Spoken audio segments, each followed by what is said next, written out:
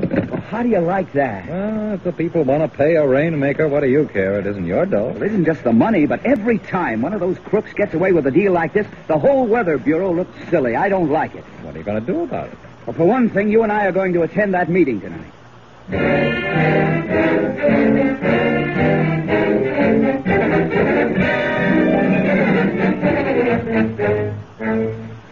And now, sound man, I want the noise of wind, a great big bag of wind. I made rain in the vicinity of Springtown on the 16th of July.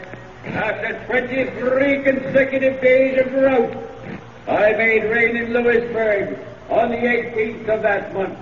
That's just what I mean. A big bag of wind. And that old blowhard's brought out a good crowd, though. And they're not all farmers, either. Ed Carr's here from the drugstore.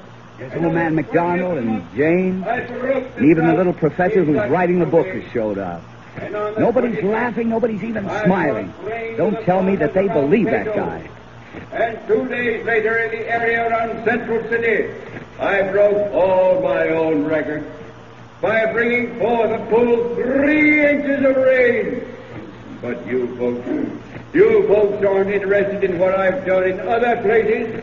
You want to know what I can do here.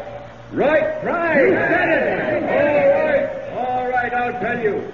I can make it rain. Can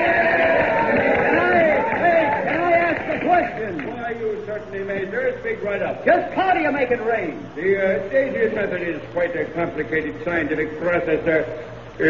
Among other things, I discharge radiomagnetic waves into the upper regions.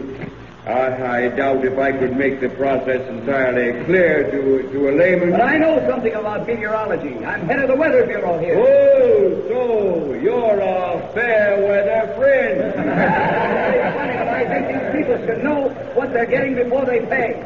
What they're getting, sir, is rain. If they don't, nobody pays me a cent. But when are you going to make it rain? That's the point. Sooner or later, the weather's bound to change of its own accord. And I fail to see why you or anybody else should cash in on it. Nor do I, sir. The whole purpose of my method is to make rain where it will not fall naturally. You guarantee to make it rain within a specific period of time? Yes. Once the radiomagnetic rainmaker has been started, rain invariably falls within 3 days. Wait a minute. Forget this. You guarantee that it'll rain here in 3 days? I did not say that, sir. But I will guarantee rain within 3 days from the time the radiomagnetic waves are launched.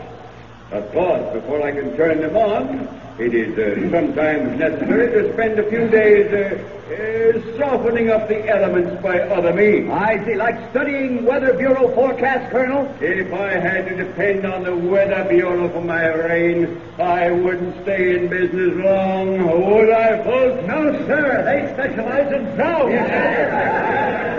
I ask you, what good would weather reports do me anyhow?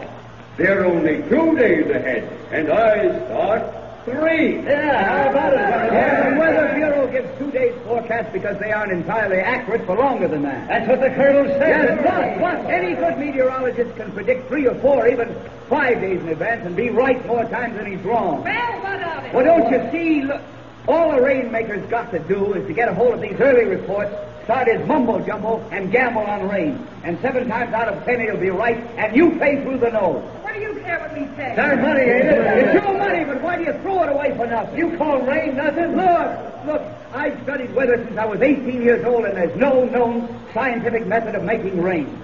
Now, rain is caused by warm, moist air rising. That forms clouds, and when these clouds condense, why, then it rains. Just a moment. You said rain was caused by hot air rising. Indirectly it is, yes. And why, with all this guff and talk, why ain't it pouring now this minute? These people don't want theories. They want rain. Am I right? You said it. And if you want rain, that's what you're going to get.